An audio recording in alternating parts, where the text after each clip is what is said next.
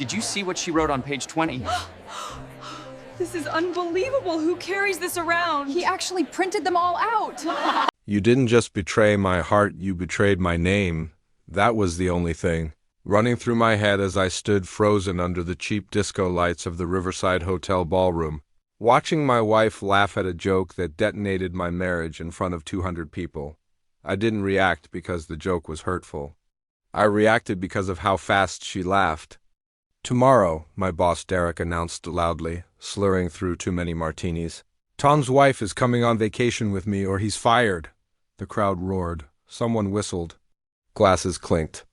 But Nadia, my wife of 15 years, threw her head back and laughed harder than anyone else, flipping her perfect blonde curls like she'd been waiting all night for the spotlight. "I agree," she shouted. And that was the moment I knew. Not because of the joke, but because she meant it.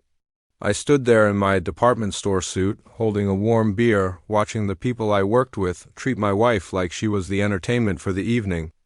Derek slapped my back, sloshing my drink. "Just kidding, buddy," he said, fake earnest. "You know I love you like a brother." Something cracked inside me, not a dramatic break, but a quiet, deep fissure, a beginning. I excused myself, walked to the men's room, stared at my reflection under the flickering fluorescent light. I didn't see a husband. I didn't see a man anyone respected. I saw a punchline. But what Derek and especially Nadia didn't know was that 3 weeks earlier, while searching for tax forms in Nadia's office, I'd found something far more revealing. A folder labeled Performance Reviews, except they weren't performance reviews.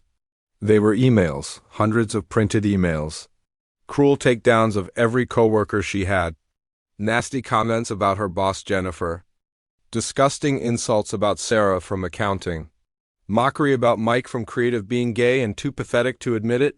But worst of all, the thread with her best friend Sonia. "Tom is so boring I could scream." I locked myself in the bedroom with wine and my vibrator while he watched the History Channel. I wonder if he'd notice if I vanished. I photographed every single page.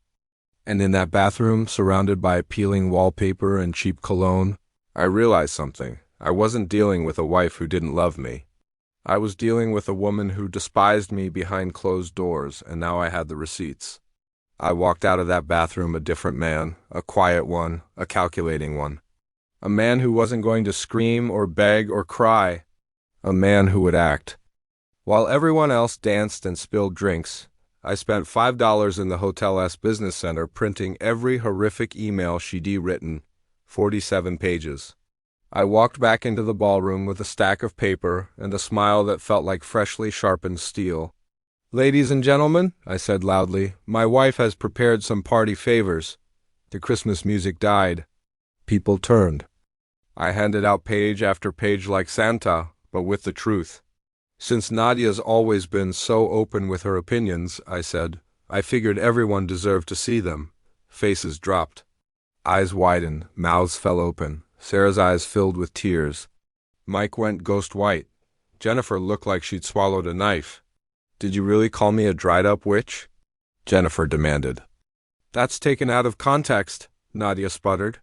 "What context makes this okay?" Sarah snapped, shaking. The ballroom erupted, not in laughter, but in rage. And then I approached Derek. I handed him a final page, this one I'd made myself. "We are getting divorced. Merry Christmas, Tom Bradley." Silence. Then a rumble of whispers. I walked toward the exit. Behind me, Nadia scrambled, babbling excuses, trying to stuff her social life back together with shaking hands.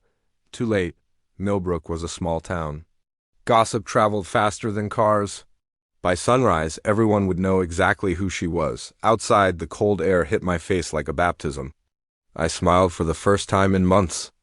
The next morning, I walked into work and saw Derek's office being cleared out. Damage control was swift. Derek looked rough-haunted. "We're still good, right?" he asked anxiously. "Nothing else is coming out?" He was scared. Terrified he'd been mentioned, I smirked. I'm sure everything worth mentioning was in those printouts. Relief washed over him like a confession. I didn't tell him about the other messages, Nadia and Sonia planning to accidentally run into him at the bar, talking about what a better match he'd be. Let him sweat. I called my lawyer, Pete. He'd grown up with me, trusted me, knew me. Jesus, Tom, Pete said. This whole town saw it. Nadia already called asking me to represent her.